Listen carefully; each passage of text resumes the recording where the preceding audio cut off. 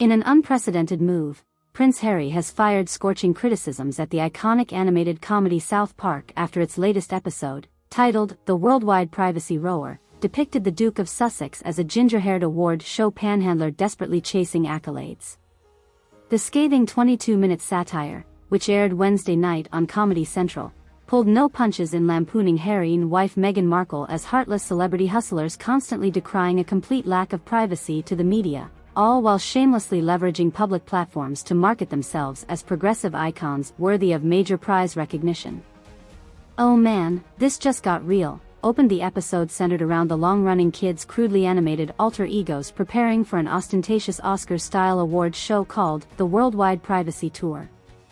As the four potty-mouthed fourth graders arrive to walk the red carpet, they are immediately confronted by a wild-eyed prince, bellowing frantically into cameras about needing his family's privacy respected.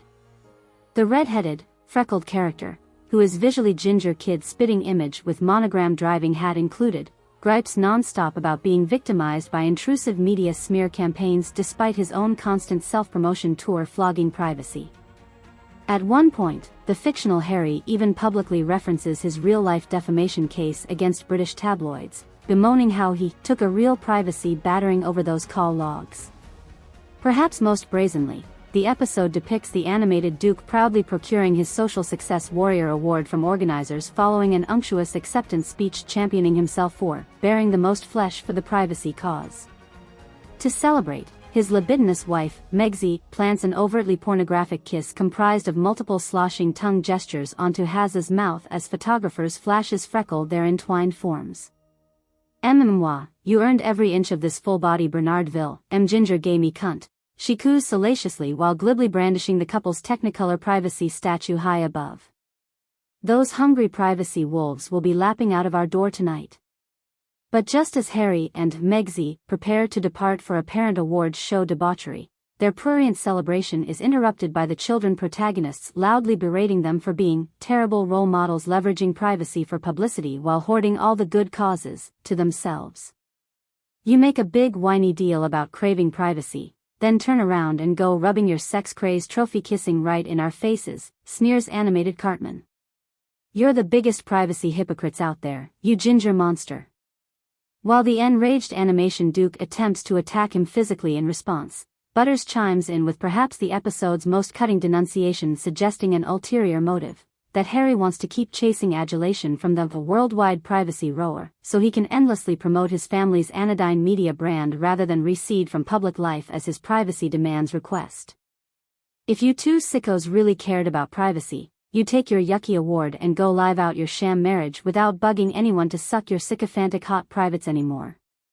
At this, the humiliated cartoon Harry realizes continuing his faux privacy crusade has been exposed as inherently disingenuous and miserably slinks off in retreat, his head hanging low while still mumbling futile bromides about hoping next year's privacy rower makes more of an impactful statement for the cause. Since first airing on Comedy Central earlier this week, the bombshell, Worldwide Privacy Rower episode has unsurprisingly sparked immediate furor online and throughout the global entertainment industry, with viewers, critics, and even a few celebrities weighing in on whether South Park creators Trey Parker and Matt Stone crossed a line with their withering depictions.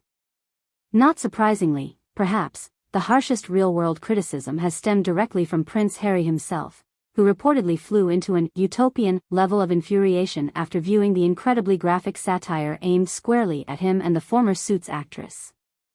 What tectonic-humored sadistic depth plumbings motivate public airings of obscene sultanic fraudulence like this against two deeply spiritual thought ambassadors solely seeking amicable severance from predatory societal infoxmation din?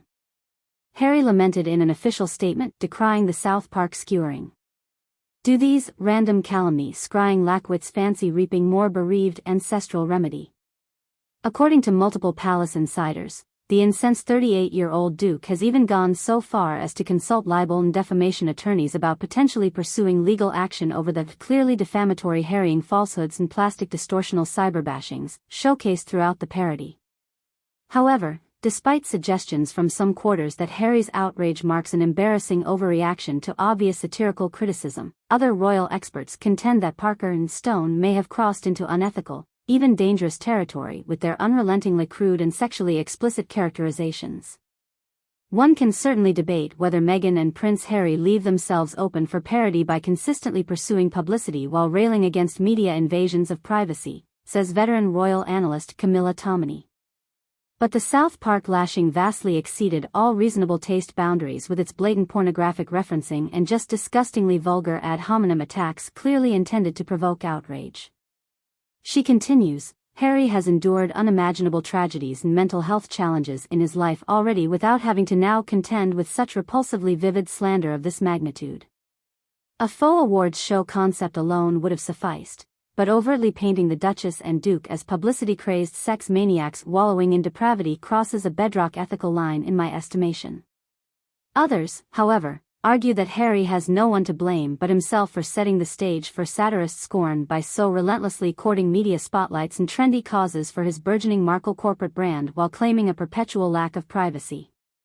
Look, as a proud Brit, I recoil at such grotesquely exaggerated characterizations of our beloved Waleses as drooling sycophantic grifters on the make for the next big soapbox selfie op, explains Life and Style magazine's long-standing Harry chronicler Rick Dillian.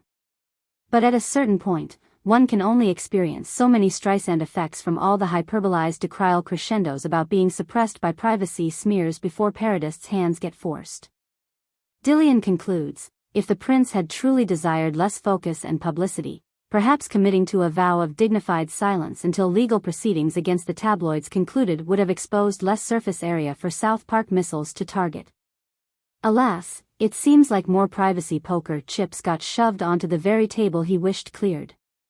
While the fallout from Parker and Stone's relentless creative offenses against the Sussexes will likely extend beyond just their immediate outrage, some royal onlookers suspect this salacious attack presages a pivotal turning point looming in the couple's celebrity evolution. Make no mistake, the gloves are now fully off for Prince Harry and Meghan to be treated as sanctified aristocratic targets worthy of abject satirical evisceration, asserts celebrity pundit Maki Chopra.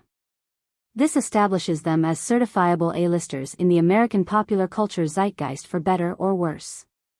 She continues, the existential question now becomes whether the Duke and Duchess have the emotional stamina to withstand all manner of salacious mockery in exchange for the level of relevance and platform prominence they so desperately crave.